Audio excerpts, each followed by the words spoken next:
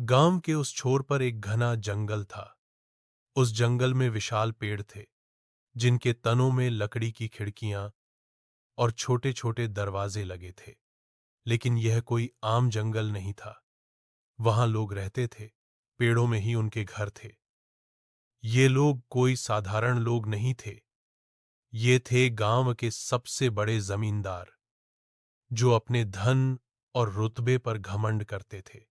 इन पेड़ों के बीच एक औरत रोज सुबह आकर चूल्हा जलाती थी। उसका नाम था धनवती।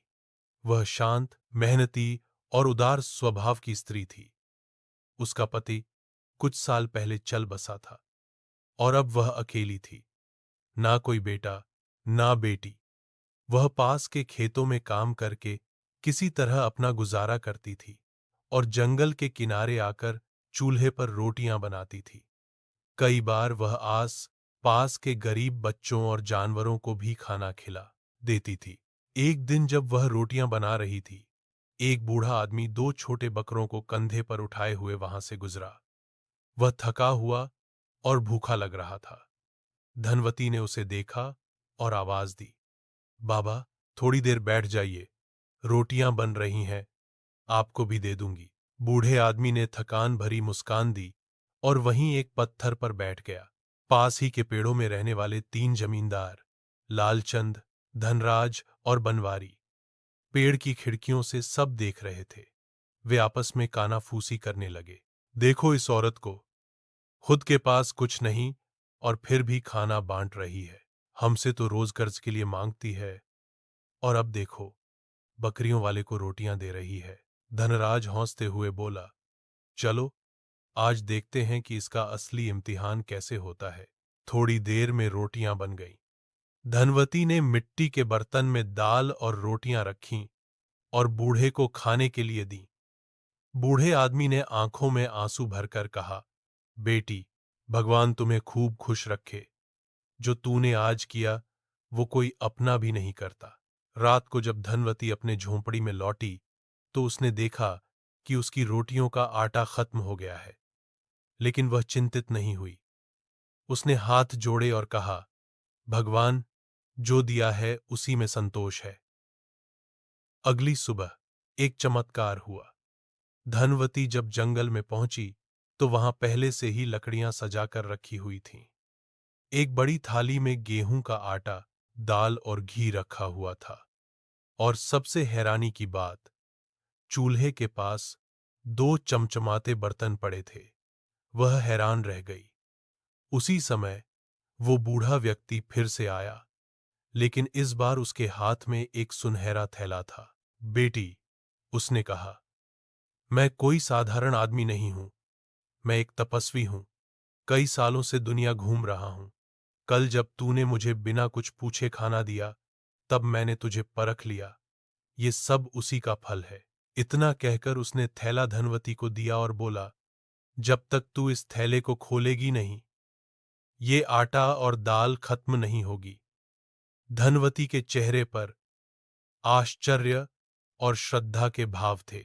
जमींदार यह सब पेड़ों की खिड़की से देख रहे थे। अब उन्हें जलन होने लगी।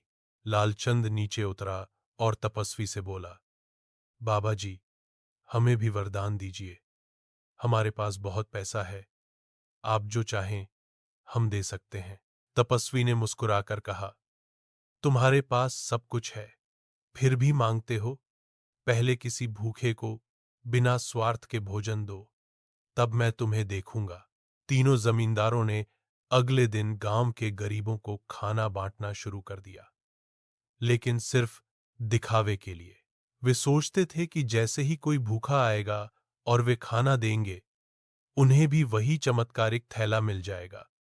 लेकिन कई दिन बीत गए, कोई चमत्कार नहीं हुआ। एक दिन तपस्वी फिर से आया। लालचंद ने घमंड से कहा, बाबा, हमने 100 लोगों को खाना खिलाया, अब हमारा वरदान। तपस्वी ने गुस्से से कहा, खिलाया या दिखाया, बिना दिल से किए गए काम का कोई फल नहीं होता। जिस दिन किसी को अपनापन दिखाओगे, तब फल मिलेगा। उधर धनवती का जीवन पूरी तरह बदल चुका था। अब उसके पास जरूरत से ज्यादा अनाज था। वह गांव के बच्चों को रोज खिलाने लगी, बीमारों को दवा दिलाने लगी। गांव वालों ने उसे अन्नपूर्णा माई कहना शुरू कर दिया। एक दिन वह गांव की पंचायत में बुलाई गई। मुखिया ने सबके सामने कहा, हमने हमेशा ताकत और दौलत को महत्व दिया, लेकिन आज धनवती ने हमें दिखा दिया कि असली धन सेवा और प्रेम है। आज से यह जगह अन्नपूर्णा घाटी कहलाएगी। जमींदार शर्म से सिर झुकाकर वहां से चले गए। बूढ़ा तपस्वी एक पेड़ के पीछे खड़ा था। उसकी आंखों में संतोष की चमक थी। उसने हाथ जोड़कर आकाश की ओर देखा और धीरे धीरे वहां से अंतर्धान हो गया। अंतिम संदेश, जिसके दिल में सेवा है उसके हाथ में वरदान है। बिना स्वार्थ के दिया गया अन्न सैकड़ों पेट भरता है और ईश्वर ऐसे अन्नदाता के साथ हमेशा रहता है। मेरे प्यारे दोस्तों, अगर आपको मेरा कंटेंट पसंद आता है तो कृपया मेरे YouTube चैनल को सब्सक्राइब करना न भूलें। आपके समर्थन के लिए बहुत बहुत धन्यवाद।